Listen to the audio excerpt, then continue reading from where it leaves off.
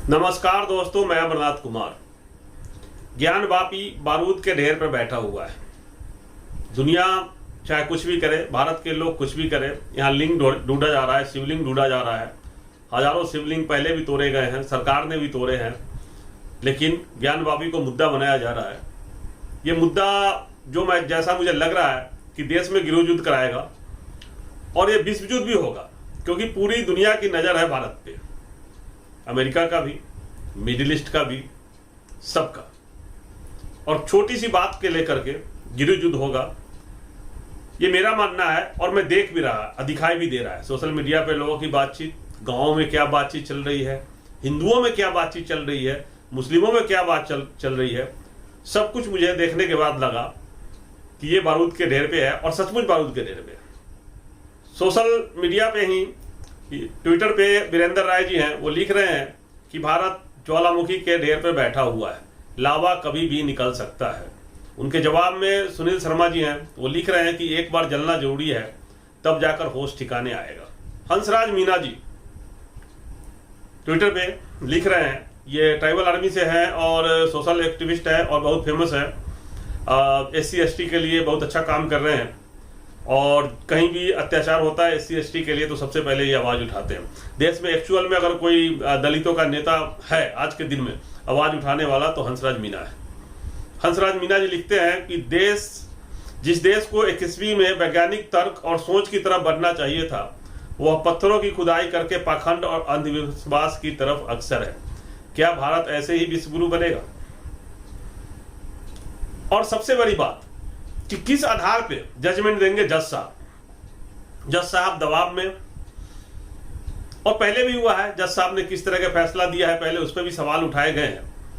भारत 1947 में आजाद हो गया और उस समय भारत को यथास्थिति कर दिया गया, पीछे की कोई भी घटनाओं के लिए भारत के संविधान में जगह नहीं, और उसको फ्रीज कर दिया, यथास्थिति कर दिया गया।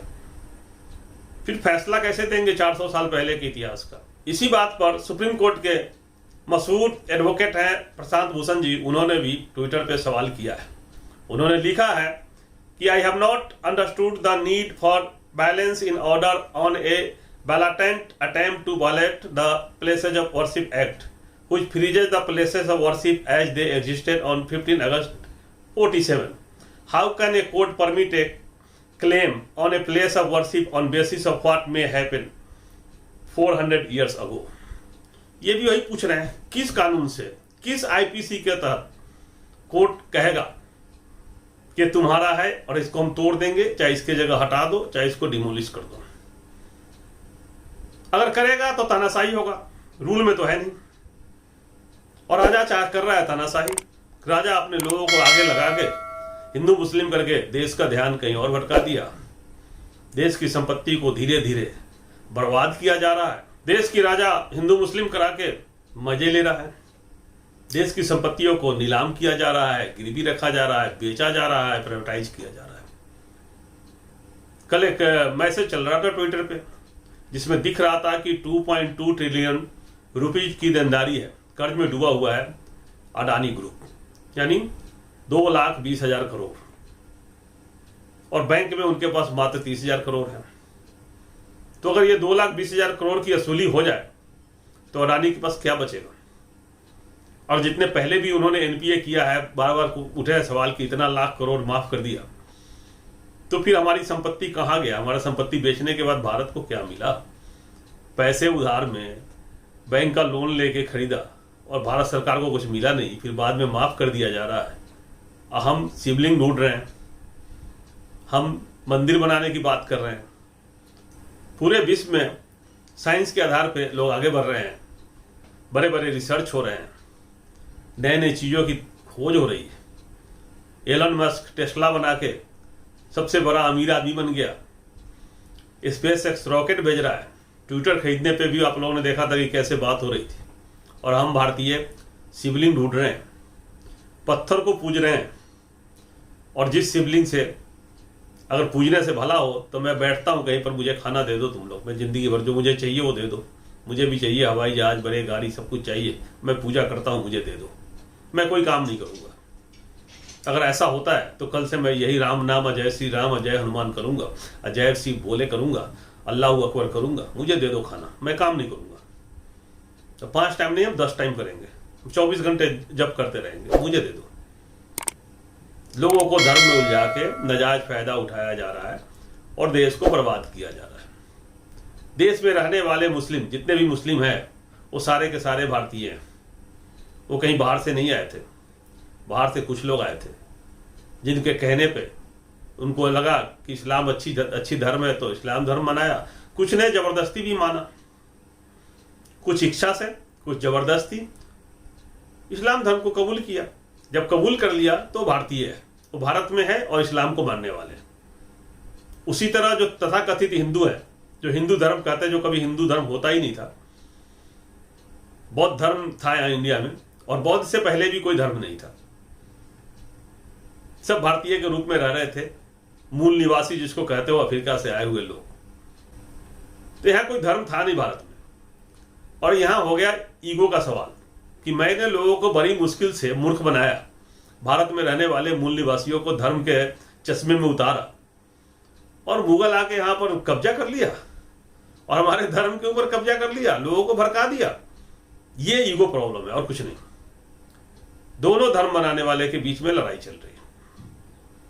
देश के मुस्लिम भी कुछ लोग हैं जो बहुत कट्टर हैं, और हिंदू में जो कट्टर है तो है ही 5-7% कट्टर है, जो लोगों को लड़ा रहा है। वो कट्टर नहीं है, वो लड़ा रहा है, लड़ा के मलाई खा रहा है।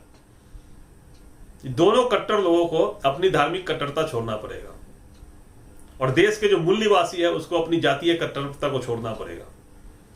अगर वो जाति में बटे हुए हैं, दलित है तो दलित में 36 जातियां हैं, वो सब अलग अलग बटे हुए, जिसका नाजायज फायदा उठा के इस देश को बर्बाद किया जा रहा है।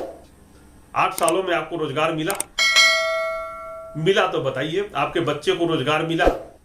आपके आसपास आपका बच्चा पढ़ा हुआ नहीं था, आपका पड़ोसी का बच्चा पढ़ा हुआ था, उसको नौकरी मिला, उसको सरकारी नौकरी रेलवे में मिला, आर्मी में भर्ती हो गई? नहीं। तो क्या सिबलिंग ढूंढने से भर्ती हो जाएगा? मुद्दा यह है। असली मुद्दा को भूल के आप सब सिबलिंग ढूंढ रहे हैं।